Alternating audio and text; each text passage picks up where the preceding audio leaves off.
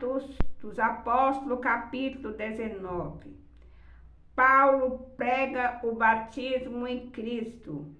E sucedeu que, enquanto Apolo estava em Corinto, Paulo, tendo passado por todas as regiões superiores, chegou a Éfeso e, achando ali alguns discípulos, disse-lhes: Recebestes vós o Espírito Santo quando crestes? E eles disseram-lhe: Nós nem ainda ouvimos falar que haja Espírito Santo. Perguntou-lhes então: Em que sois batizados, então? E eles disseram: No batismo de João. Mas Paulo disse: Certamente João batizou com o batismo de arrependimento, dizendo ao povo que cresce no que após ele havia de vir, isto é, em Jesus Cristo. E os que ouviram foram batizados em nome do Senhor Jesus. Impondo-lhes Paulo as mãos, veio sobre eles o Espírito Santo, e falavam línguas e profetizavam. E estes eram, ao todo, uns 12 homens. Paulo ensina e faz maravilhas. E entrando na sinagoga, falou ousadamente por espaço de 3 meses, disputando e persuadindo-os acerca do reino de Deus.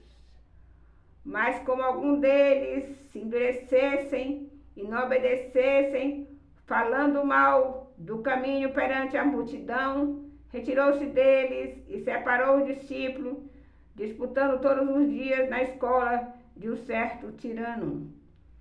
E durou isso por espaço de 2 anos, de tal maneira que todos que habitavam na Ásia ouviram a palavra do Senhor Jesus, assim judeus como gregos. E Deus, pelas mãos de Paulo, fazia maravilhas extraordinárias, de sorte que até os lenços e aventais se levavam do seu corpo aos enfermos, e as enfermidades fugiam deles, e os espíritos malignos saíam.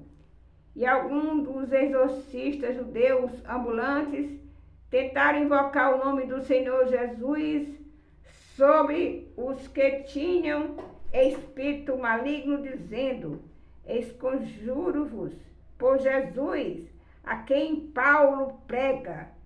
E os que faziam isto eram 7 filhos de Seva, judeu principal dos sacerdotes. Respondendo, porém, o espírito maligno disse: Conheço a Jesus, e bem sei quem é Paulo, mas vós, quem sois? E saltando neles o homem que tinha o espírito maligno, e, assenhoreando-se deles, pôde mais do que eles, de tal maneira que, nos referidos, fugiram daquela casa.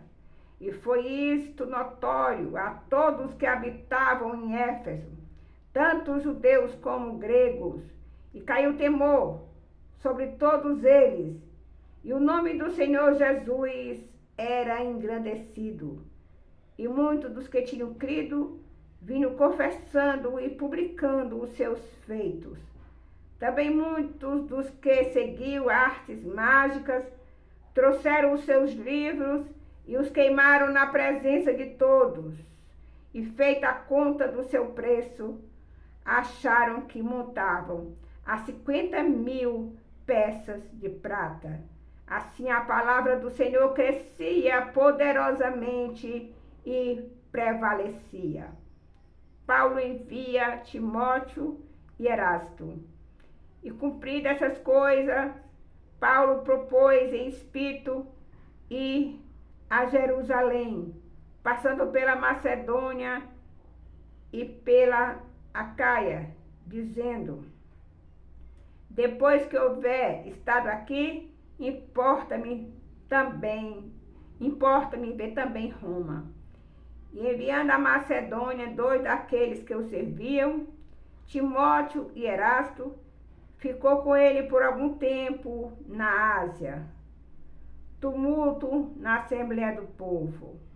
E naquele mesmo tempo houve um não pequeno alvoroço acerca do caminho, porque um certo ourive da prata, por nome Demétrio, que fazia de prata nicho de Diana, dava não pouco lucro aos artífices,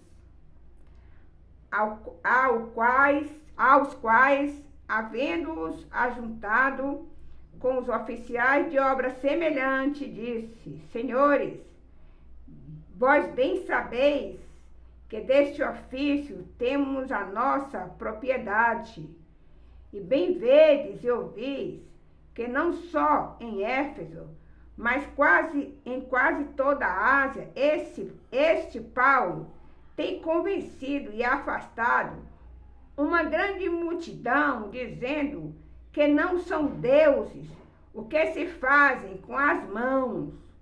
E não somente há o perigo de que a nossa profissão caia em descrédito, mas também de que o próprio templo da nossa grande deusa Diana seja estimado em nada, vindo a ser destruída a majestade daquela que toda a asa e o mundo veneram. E ouvindo, encheram-se de ira e clamaram, dizendo: Grande é a Diana dos Efésios.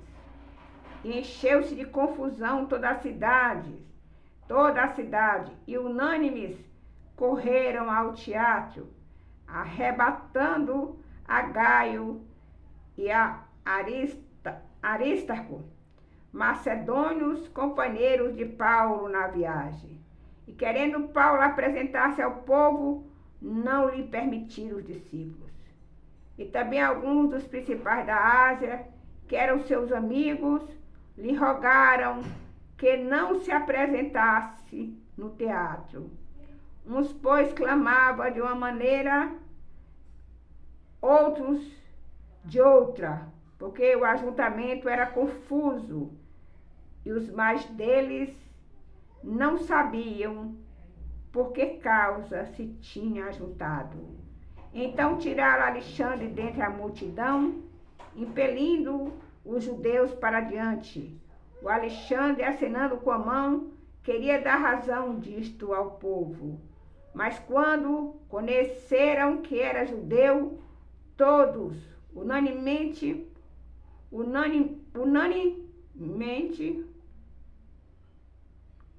levantaram a voz, clamando por espaço de quase 4 horas: Grande é a Diana dos Efésios.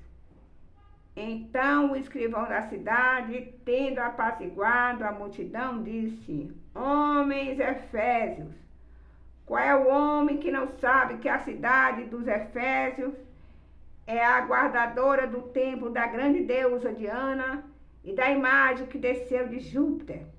Ora, não podendo isto ser contraditado, convém que vos aplaqueis e não façais temerariamente, porque esses homens que aqui trouxeste nem são sacrilégio, nem blasfemam da nossa deusa. Mas se Demétrio e os artífices que estão com ele têm alguma coisa contra alguém, há audiências e há procônsules que lhe acusem uns aos outros.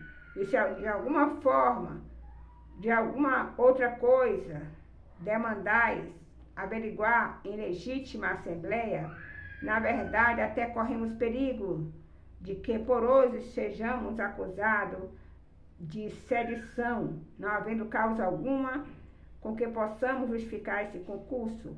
E tendo dito isto, despediu a assembleia.